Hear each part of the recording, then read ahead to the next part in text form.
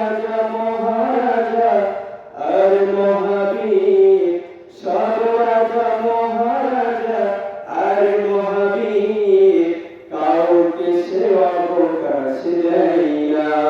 পৃথিবীতে কেউ স্থায়ী হয় না, হোক না সে ফিরআউন কিংবা নমরূদ।